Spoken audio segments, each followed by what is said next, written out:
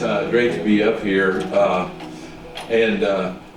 Selfishly, see, I'd much rather sit there and listen to Alan a lot more, because I hear myself a lot, and I don't get to see Alan face to face, although his research is throughout all of the work that we do in NRCS. And when I was a member of the National Soil Health Division, Alan's work and the work that comes out of ARS, the Ag Research Service, is like USDA's best kept secret, because we've got so much science that not all of it just gets out to the mainstream and they get to hear about it. But NRCS relies heavily on ARS because we use the best, most sound science we can possibly come up with, and that's our source by a large degree.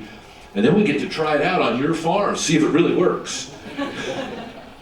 Use your money to really figure out, is that practice really valid or not? But we look for practical applications of that very sound science. And so we've had a great relation. My whole 40 years with NRCS, I was fortunate to be right down the road from the erosion lab, the ARS erosion lab up at West Lafayette, but have worked with all of the different, and used the research developed at all of the different ARS labs across the country, and especially the soil tilth lab out in Ames, Iowa, where some of Alan's colleagues are, and of course Alan's group down there has been really, really great too. So it's always great to get to see him firsthand.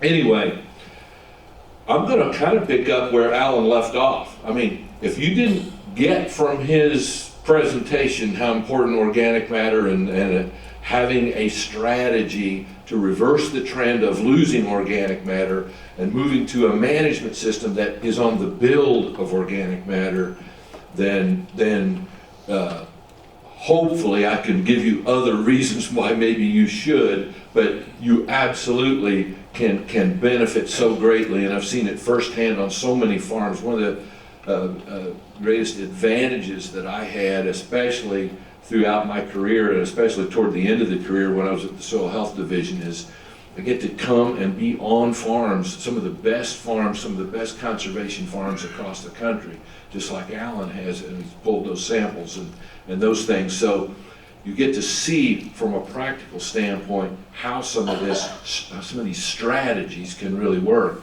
And in doing that, hopefully, as many others try to transition to a better soil health type management system, or an agroecology type management system, then we can offset and maybe avoid some of the train wrecks that others have had. Because I'll just tell you, as you move to a more biologically active system, there are some things that management-wise you need to understand and change in how you manage, and not all of them are very intuitive. You know, I farm myself, and I'm constantly like, I didn't know that was going to happen, you know, because it's not very intuitive.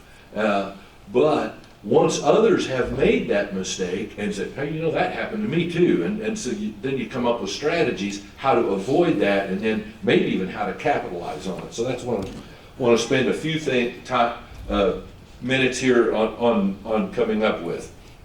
And I've moved across this side because Alan was getting some tough questions over that direction. So I'm going to focus on you all. I didn't hear any really tough questions coming from this side of the room, so I'm over here this time.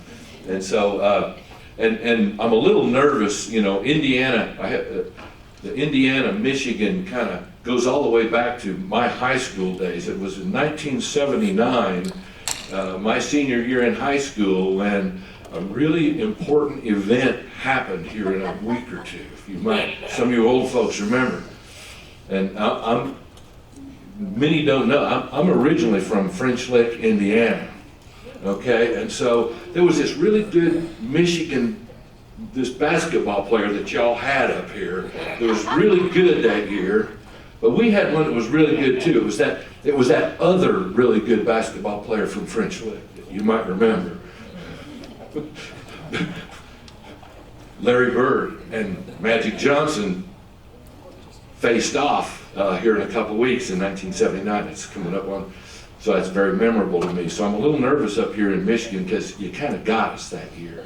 You know? Anyway, Purdue's Indiana's kind of got some basketball going on for a change this year, so I'm okay with it. Finally, oh my gosh, finally. Anyway, we'll go through some of this. I probably ought to turn this on. On is better. You saw this earlier, and function is what we're after. And to get that function, we have to fully understand how our management, those principles that we talked about, how can we actually utilize our management to enhance that living ecosystem so that we get those functions, okay? We went through all these functions. Alan's already covered this, but these all play on each other. We spend a lot of time on the nutrient and the carbon cycling and stuff, but once we get some of these things going, then the water infiltration, the water cycle improves for us. When the water cycle improves, now all of a sudden we've got better filtering and buffering, better support, better physical stability. Actually, resistance to erosion starts to happen as we build water-stable aggregates, and then the habitat for that living ecosystem improves.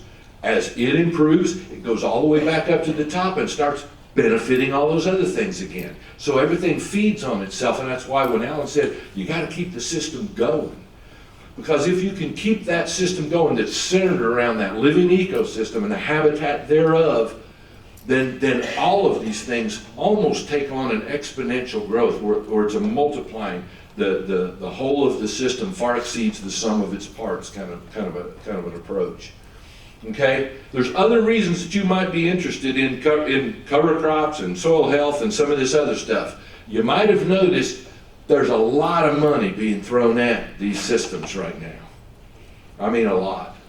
I mean, Alan and I were talking there. I mean, there's our entire careers. It's like, if we just had enough money to learn this and to study this and to get this on the land and do something. We've constantly, now all of a sudden, bam, in one fell swoop, there's just a flush of money out there.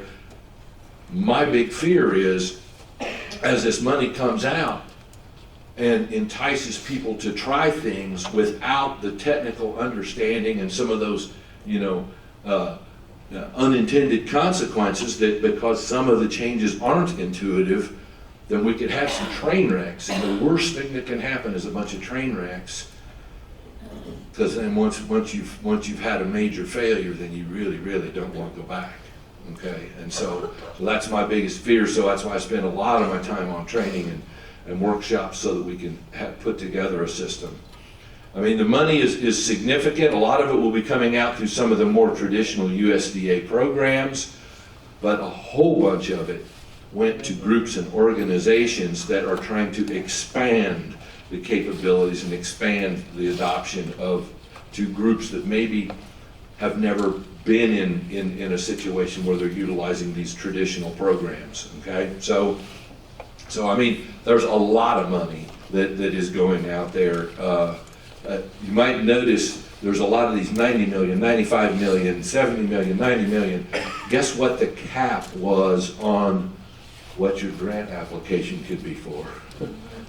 It had to be under 100 million. So lots of people figured out real quick, well, I'll just go for 90 million or 95 million or something. And they got it. So now all this is out there, and maybe you'll be able to take advantage of some of these things. A lot of these are converting into some of these climate smart and carbon markets and carbon farming, and you take on all kinds of names of this that's going on. However, some of this is actually being market driven also. Some of these programs and some of these carbon market are being ultimately driven by the consumer out there also. So some groups are looking at sustainability analysis and trying to validate that their industry is in fact providing that sustainable production that the consumer is after. And this is just an example of what the pork producers is doing. And I've got a good friend that just lives right down the road that we have known each other for a long time, and he farms a very soil health minded farm, and they're taking advantage of this pork producer on-farm analysis. And I guess they're ultimately trying to show that the pork industry is working toward a sustainable production model, and getting farmers to voluntarily enter their data. And so Mark agreed to share this with me. I just want to share it with you just so that you've got some idea what's coming down the road, and some of this, how we're going to appeal to the consumer in the future, and what a lot of groups are doing. So Mark has, their row crop acres are about 1,000, and in 22 fields. They're not huge fields. This is in west central Indiana. They've been, he said, 93% no-till and 7% min-till, but that's basically because he does have manure, and there's certain parts where when they use a no-till injector in their manure, but when they make the turn on the drag line, they rough up a lot of end rows and stuff like that. So he threw that in. He's a very honest person. So he said, yeah, I'm going to call 7% of that minimum till. He has had 100% cover crops on his farm for quite a few years. They also have a lot of hogs and sows and finished pigs, and so they inject manure on 240 acres a year also.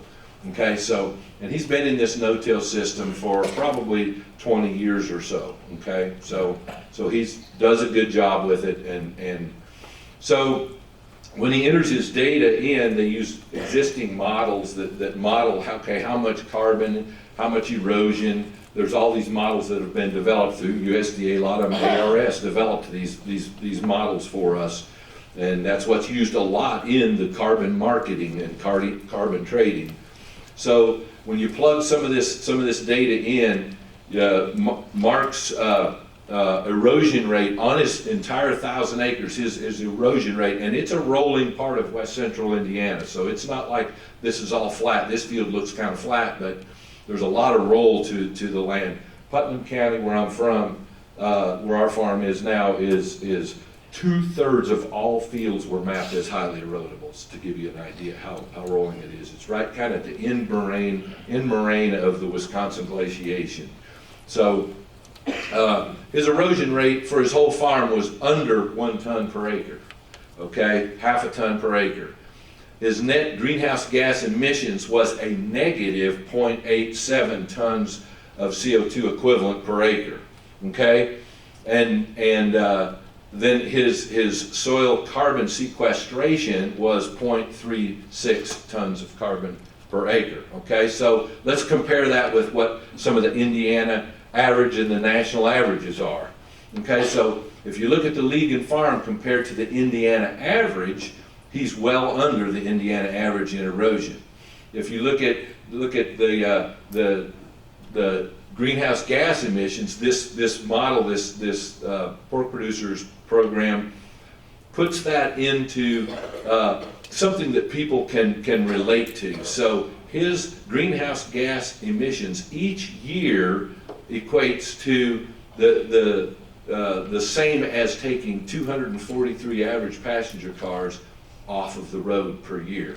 Okay, so that's pretty significant, right? That sounds pretty significant to the average person. Okay, so the question I ask though is, if you heard this, or if you went out and surveyed a bunch of, especially the younger consumers out there, will they pay for that sustainable production? Do you think they will? If they can afford it. No, they won't. I'd say no. They're looking for the bottom line on cheap food.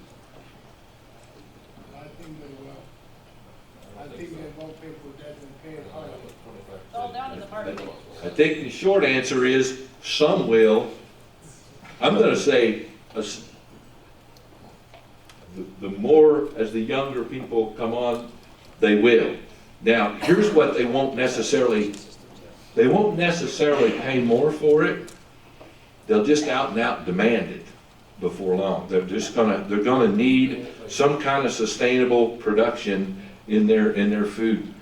And this is not my idea necessarily, but it's what the Walmarts, Kroger's, Campbell Foods, General Mills, all of the big food who have invested a tremendous amount of money in research in what their products need to have, they all say, we think that's going to happen, and so that's what we're going to They want need. it, they won't fix it. They're not necessarily, They're gonna force it, They- by demand, but not the- pay. There won't be that- more dollars coming. exactly, it may or may not make you more money. Right.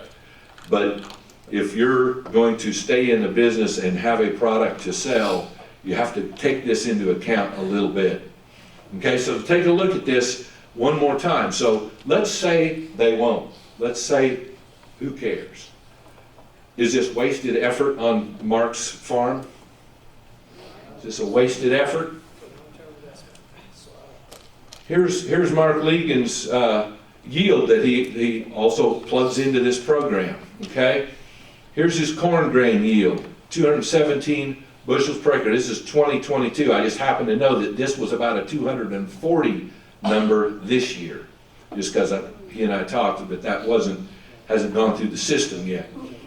That's where he is compared to the Indiana average. His soybean yield in 22 was 75 bushels per acre. Here's the Indiana average. And where we're at in Putnam County is not the really good soils of some of Indiana. It's pretty average stuff. And so his carbon that he has sequestered is 313 tons per year. That's 122 dump trucks of soil that he saves over the Indiana average per year. So this is Mark's daughter who's now moving in and taking over most of the management of the farm. So is she going to benefit from this long term? I'm going to suggest that if nobody pays for any carbon credits, nobody pays for any of this, this makes sense. This makes sense. And in the last year, in 2023, we had a very, very significant drought. And I'll give you some numbers here in a minute. And his yields even went up in that severe drought. So the resilience that he's getting on his farm is worth us getting. And if it also gets us in a mindset where we're going to have our products are going to be more marketable, you know, if you're a livestock producer, you know you kind of walk a little bit of an edge. You kind of want your product to look good in the consumer's eyes and stuff. Maybe more so than some of the just cash grain farmers. So having that in your hip pocket and knowing that it's going to give you that kind of resilience and that kind of economic return is something that we need to strive for. Okay? We know that the weather is not coming at the same as it did. Either it's all or nothing, seems like these days. And when we get weather that comes in a way that water, when it comes to 3 inches in one dose, if it cannot be absorbed by your soil, if you don't have that sponge effect from that organic matter in your soil, then it runs off. And when it runs off, it takes some of the chemicals, some of the fertilizer to places that we don't necessarily, they don't appreciate it down there in the Gulf of Mexico when they get it. Okay? I'll just share just a little evidence, and Mark and I are right next to each other, so our numbers would be very similar as far as rainfall and stuff like that. But I'll give you some data just from our farm this year in 2023. The stuff I gave you was 2022, but 2023, our rainfall departure from normal just during the growing season was 10 inches under normal. Okay, just during the growing season. It started, you know, it's all about when it comes. May, our last measurable rain occurred. It shows we got rain, but the last measurable rain came on Mother's Day. That was the first week, about the first or second Sunday in May. And then the next measurable rain came the last week of June, so it shows we got a little bit of rain. Notice this is way down here in the tenths. It's not a big amount of rain for both of these months. And then we got rain in July, and we got a little bit of rain the very first week of August, which shows up here, but then almost none in September and the last 2/3 of August. So that's where that deficit came. It came 6 weeks of no rain in the first part of the season, 6 weeks of no rain as our crops were finishing up in this kind of season. So, Look at Michigan, we got no rain in June. I know, this, you guys know what this was like. It happened, it was widespread, this weather pattern was. And not to mention, we had smoke blocking the sun the whole time. It might have helped us keep it a little cooler. I'm not sure if that helped or hurt us. We can't decide yet, but that was amazing. That smoke got all the way down to us there in west central Indiana. I mean, significant smoke. So, the thing that I want to point out, you know, on our farm, and it's not that our farm is particularly significant. I happen to be fortunate that all through west central Indiana there, we've got a group, we've had a network of farmers, kind of like what you've got going here, a network of farmers that have worked on these systems, these continuous no-till. Remember I mentioned our county is 2/3 highly erodible, so we had to, back in the early 90s, figure out some way to meet compliance and all this kind of stuff. And so we were kind of an all-in approach. We had ag retail on board. We had all of the agencies on board. We had conservation organizations, and we basically started a network of farms. And we've started doing no-till and cover crops very early on. And most of the farms in our area, there's probably well over 100,000 of contiguous acres that have been long-term no-till and cover crops for a long time. And so the data and some of my strategies come from the interaction that we've had for all those years and stuff. So it's not just my ideas or what's necessarily just happening on my farm, but it's one that I can get data from real easy. So 2023, our farm's been 100% no-till for 23 continuous years, never been a tillage implement in there. It's been 100% cover crops in those 23 years continuous, because it's highly erodible land. It has to have continuous cover. Most of it has been corn and soybeans, but for this illustration, most important, remember for this field I'm going to show you, the 22 crop was soybean, okay? The field that I'm going to show you reference is, it was mapped in the early 70s. That's when our soil survey, most of the field work was done. It was mapped in the early 70s. Most of the fields already were B and C slopes, and most of them already had at least a 2 erosion or a 3 erosion on them, okay? A 2 erosion or a 3 erosion means either most of or all of the topsoil was already gone, if you understand how the soil survey works. And a C slope is 6 to 12%. B slope is 2 to 6%, okay? So that's the kind of terrain that we're talking about here. And so already in the early 70s, most of the topsoil was gone on most of these farms in this part of the world. Okay, this particular field, you can kind of see it outlined on the old soil map right here. It shows up like this, okay? So 23 years of continuous no-till in a drought that we had a 10-inch deficit of rainfall that we just talked about. 100% cover crops, 23 years, and importantly, this was a crop that in 22 it was just soybeans, okay? So that plays in here in just a minute. But pretty good yields for those kinds of soils in 23 under a drought condition. Okay? The other farm I'm going to show you is the fields that are right around the house. Okay, same kind of soils, very similar soils. Russell C soils, some 3 erosions, some 2 erosions. Some of this there's an XEB2 that's covered up over here someplace, but same kind of soils. The important thing is in 22 there was a different crop combination, and because these fields are around the buildings, historically I've put wheat in these fields more often, and I've actually grazed cattle on those cover crops more often over that 23-year period. So it's had it's had wheat more often, and that gives way for coming behind that with a cover crop mix that can then also be grazed if so needed, okay? And so there's a little bit different management, but very similar, still no-till, still cover crops for all that time. Okay, So in this drought that we had last year, those fields that had had a slightly different management strategy, more of an intentional management strategy toward building organic matter, the yield performed significantly better. Even though these fields are all surrounded by woods and very irregular, they're not the most efficient type fields you can get. The important thing that I want to bring up is most of the farm, this is our contiguous, the 150 acres that's contiguous right around the farmstead there.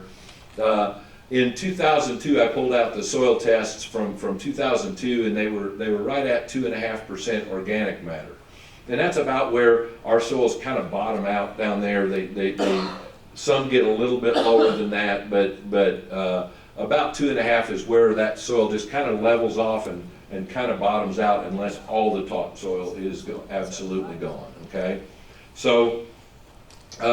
That whole 150 acres around that's contiguous with the homestead there in 2020 was 3.5% organic matter. Now, that field that I showed you first was about that 3.5% organic matter. But these fields that are right around the house sits right here. These fields that are right around the house that's been in that slightly different rotation, more often with wheat and more often with intentional management to build organic matter, these are the organic matter levels on those fields. So it's almost a full percent higher than my farm average. Okay, so 4.5% organic matter. Now I'm going to say that the fertility isn't much different.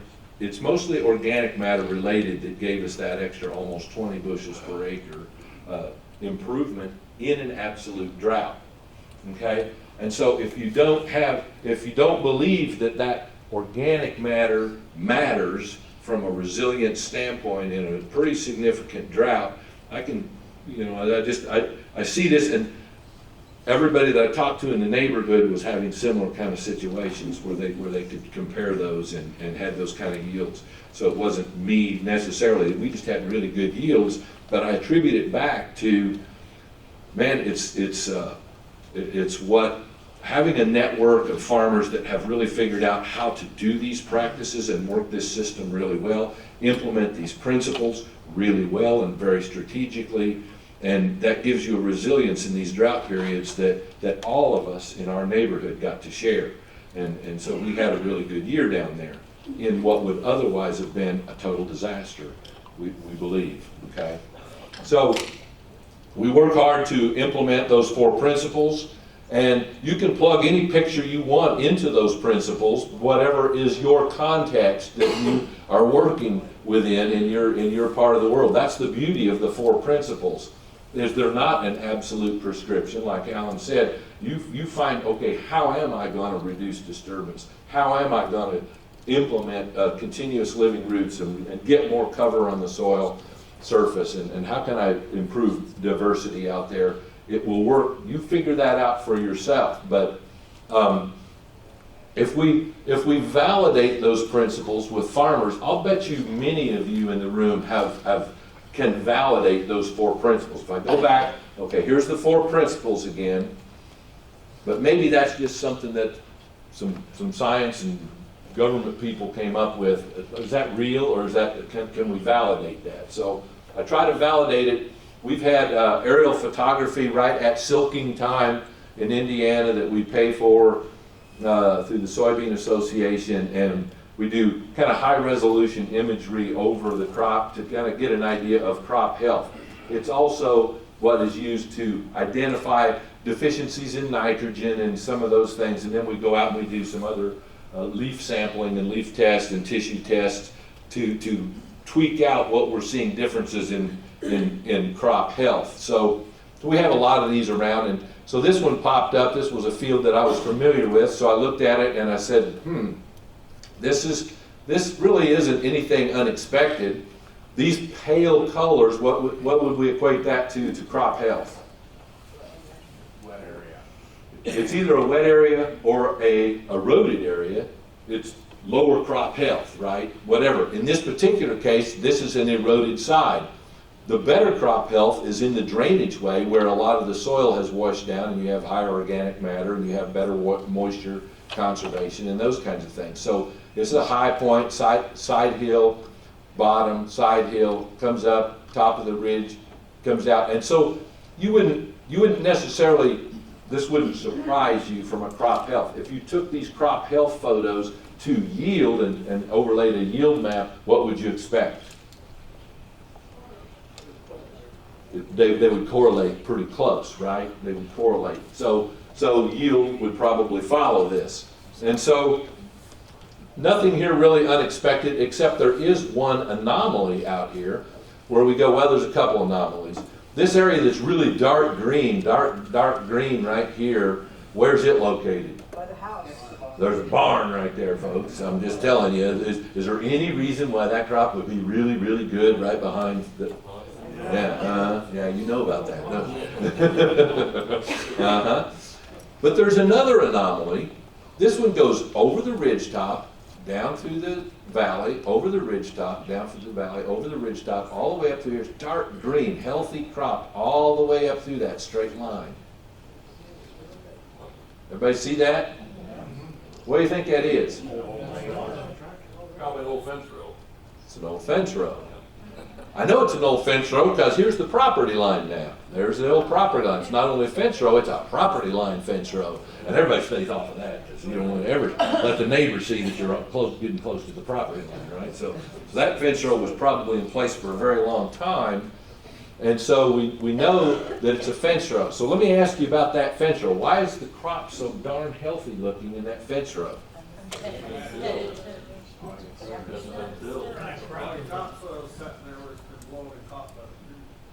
Okay, so has it been disturbed much in its history? Has it had pretty maximum cover through its history? Has it had continuous living roots through its history? Has it had more diversity than maybe the cropland around it in its history? Okay, so you just validated my principles and I can go home. Stay for lunch.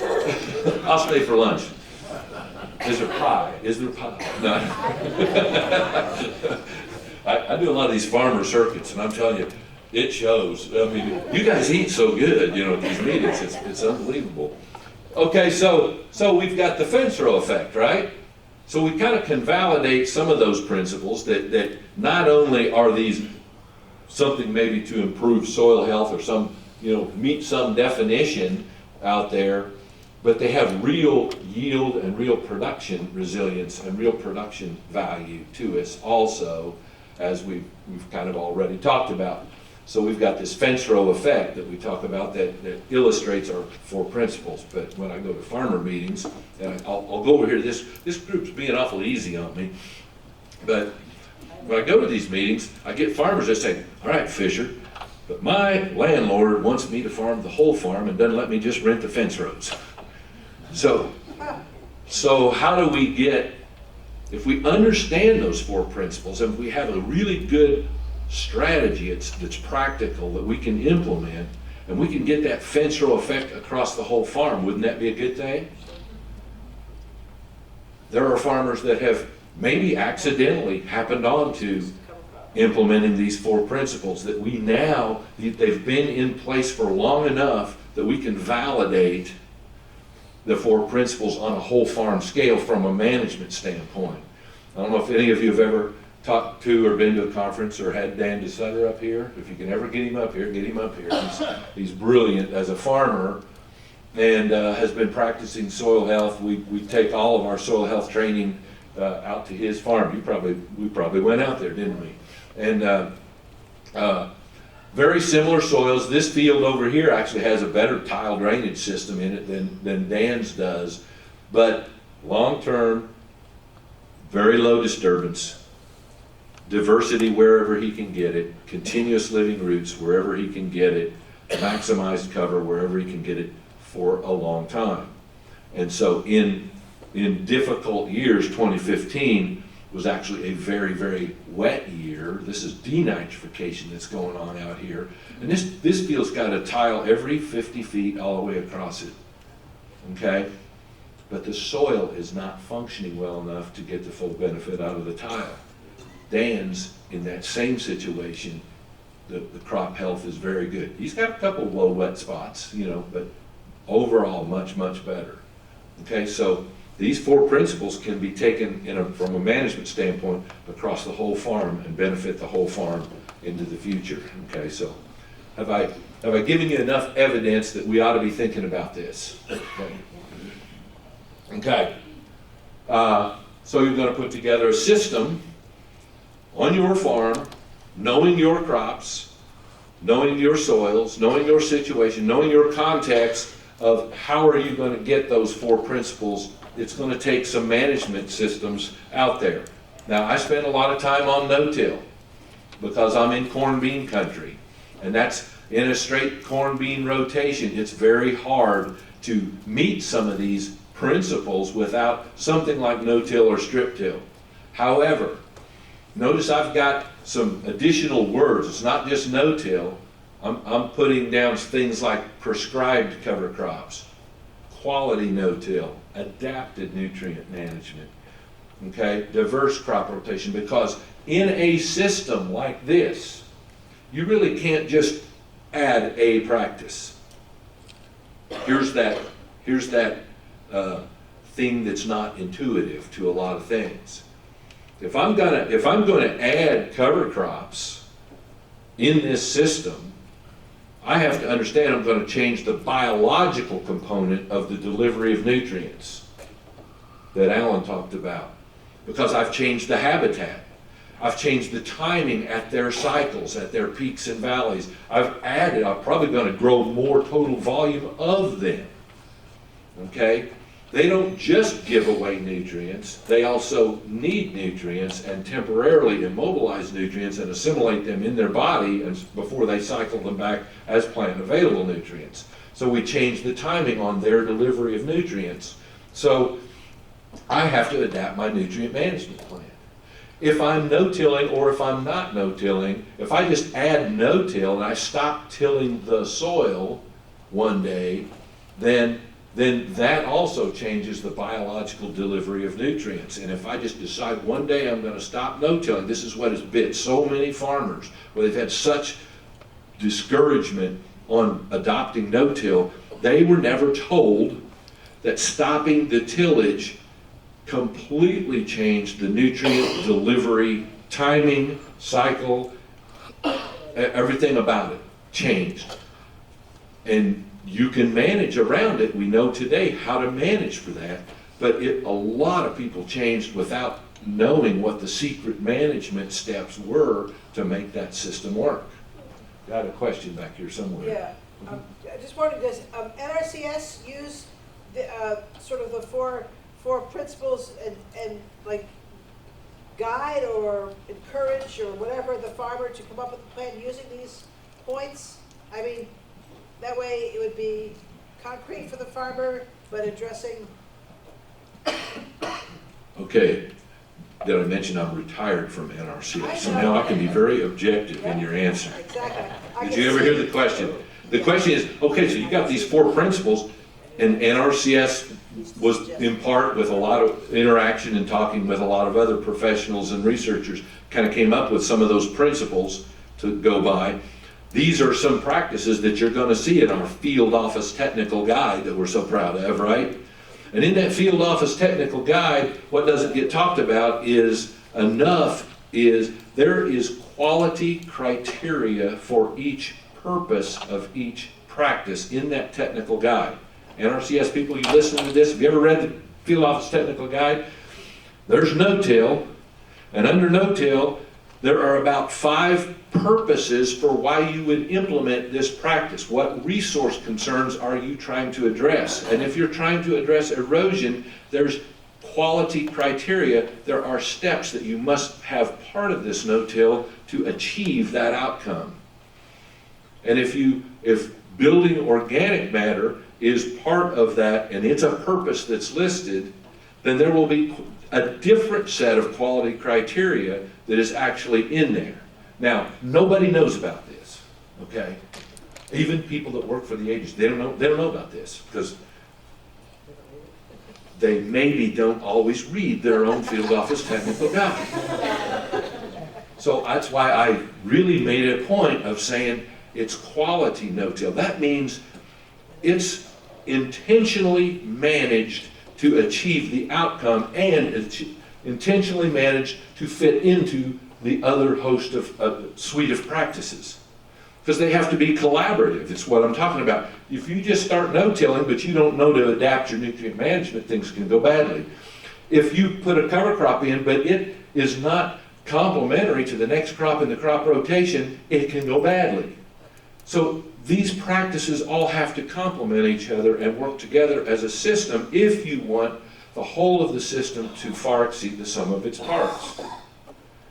And that's what gets missed in so many of it gets missed in some research. Alan said, researchers aren't always the best farmers, but they're trying to figure out things, and sometimes they just want to study one thing, and they don't understand it. That planter that they had available to them on the university farm or wherever, that you're now trying to no-till into cover crops, but the planter was never even set up to do that. And so does that skew some of the outcomes and some of the, sure it does.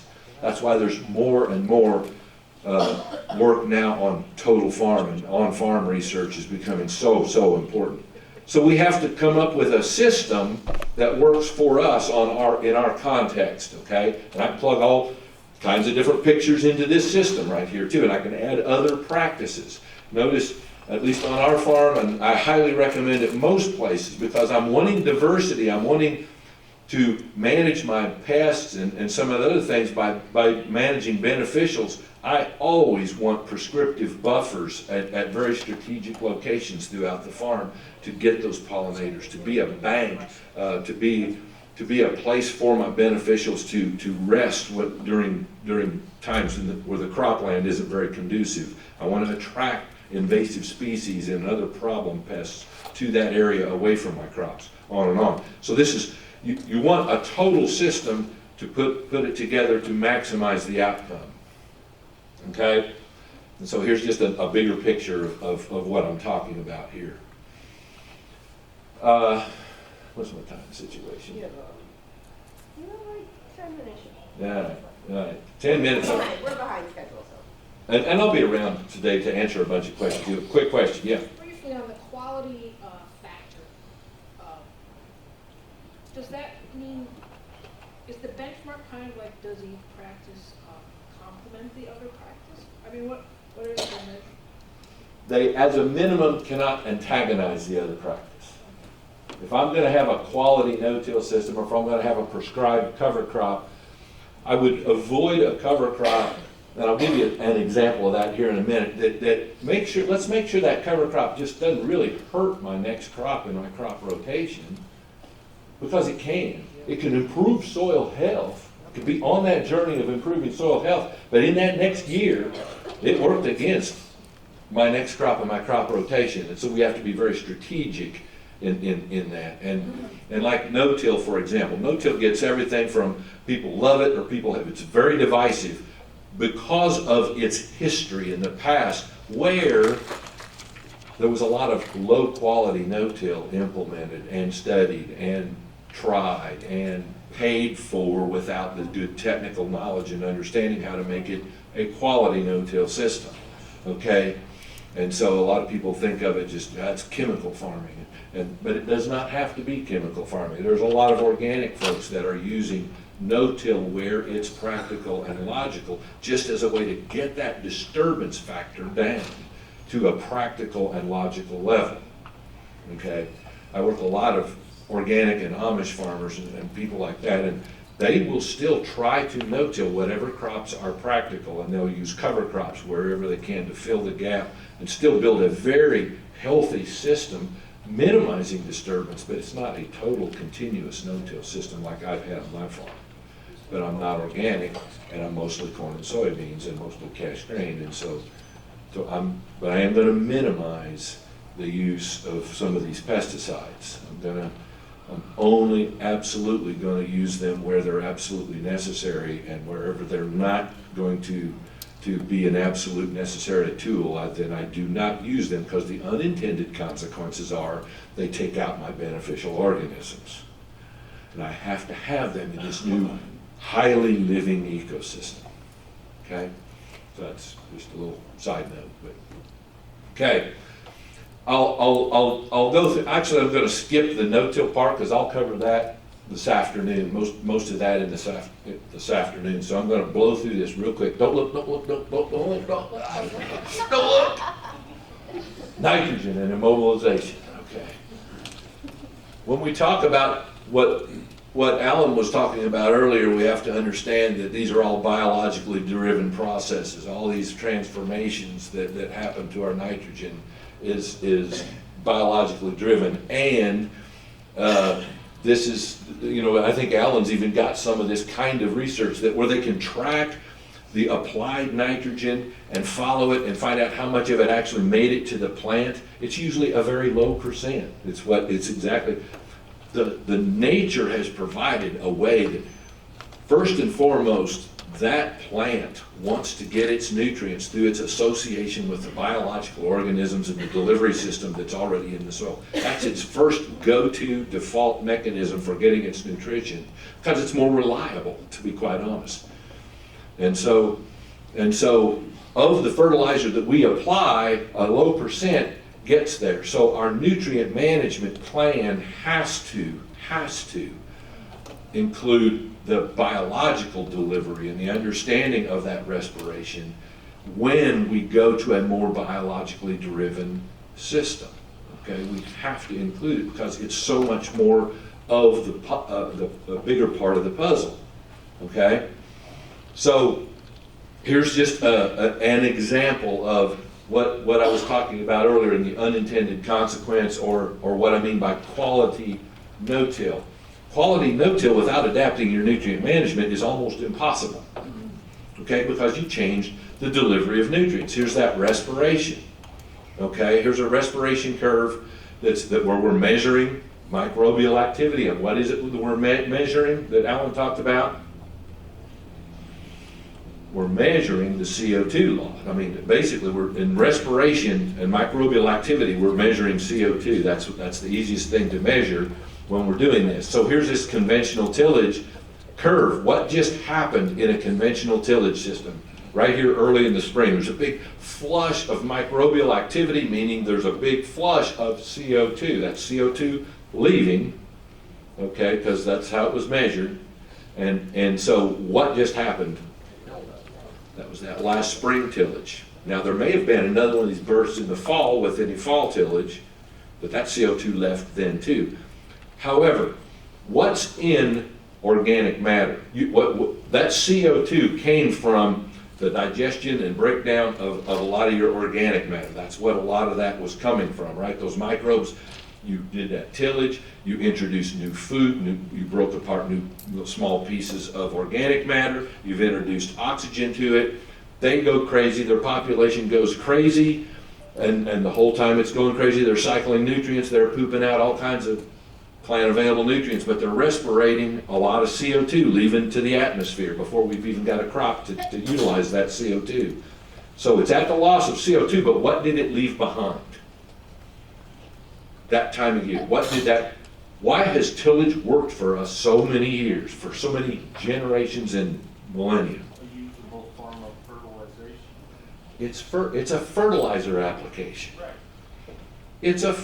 Tillage is a fertilizer application.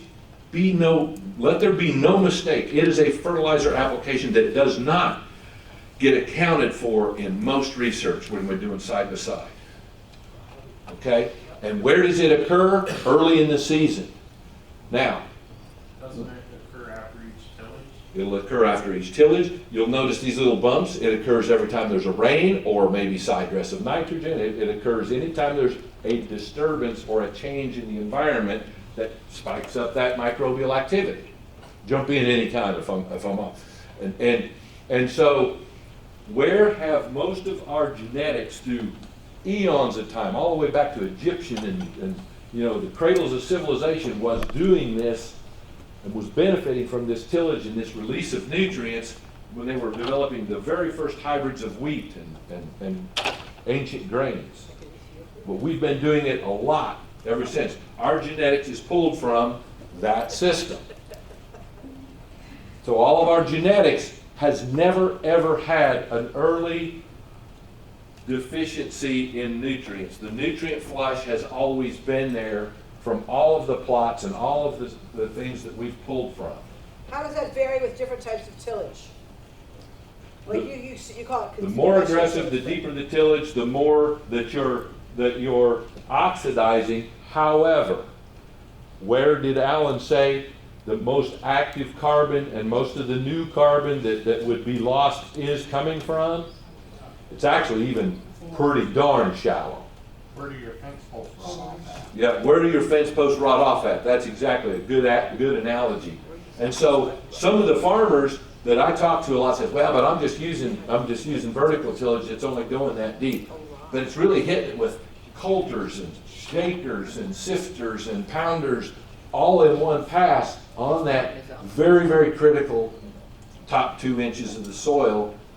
Okay, so it's it's still flushing a lot out. Okay, and so if we decide one day we're going to no-till, now we're planting into this environment. Okay, now we've got corn coming up, and the genetics is used to this, and it's this, and in certain years, what's happening in that corn physiology about that time of year, about V4, V5 growth stage? Yield determination happens about right then, and if anything goes badly at all in the environment that it's in that limits some of that soil supplied flush of nutrients, what happens? You see how farmers who don't understand this, who try no-till for the first time, how that can catch them off guard and how that can result in a pretty significant yield loss? Can we manage around it? This is where we marry quality no-till has to be combined with adaptive nutrient management. Okay? We have the ability to offset some of this effect.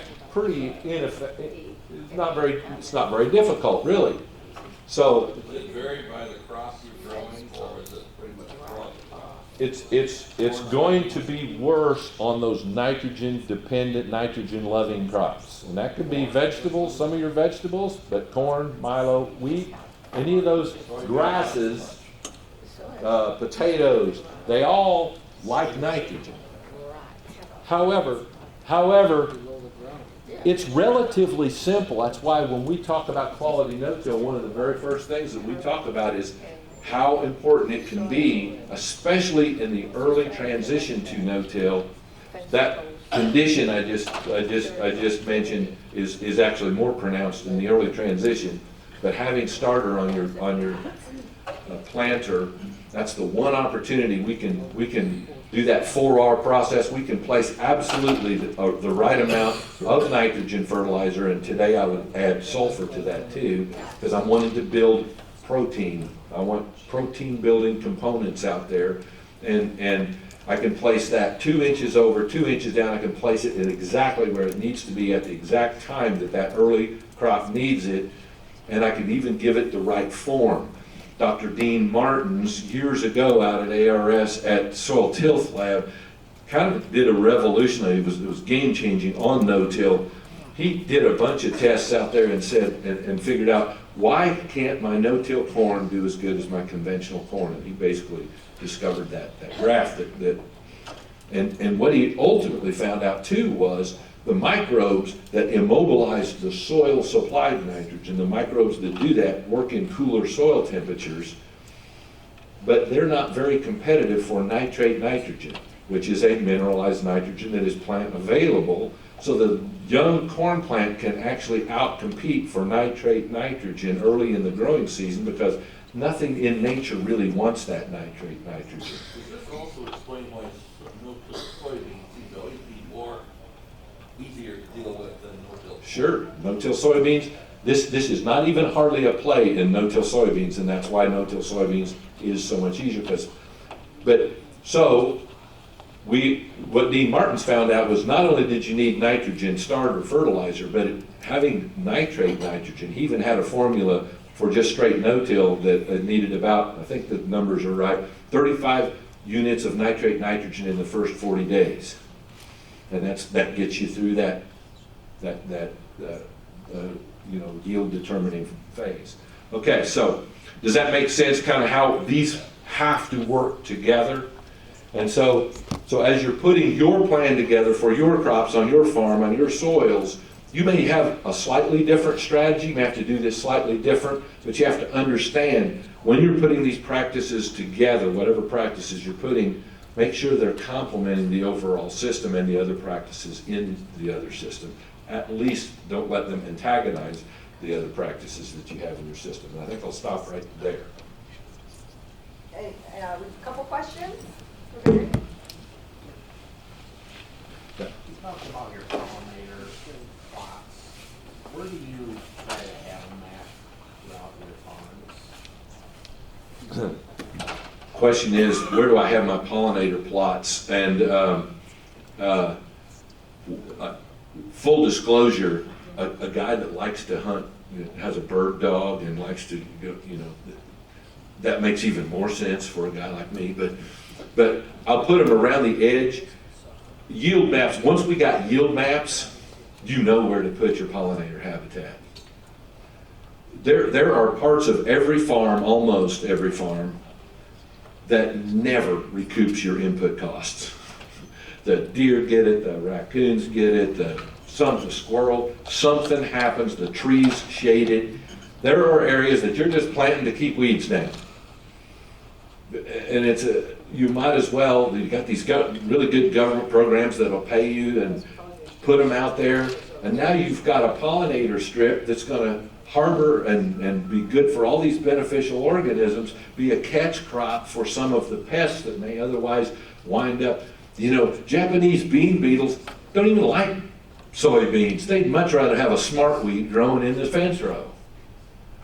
So having a catch crop, having these, use your yield map, and it'll be different for everybody, but your yield map will tell you where to put these, okay?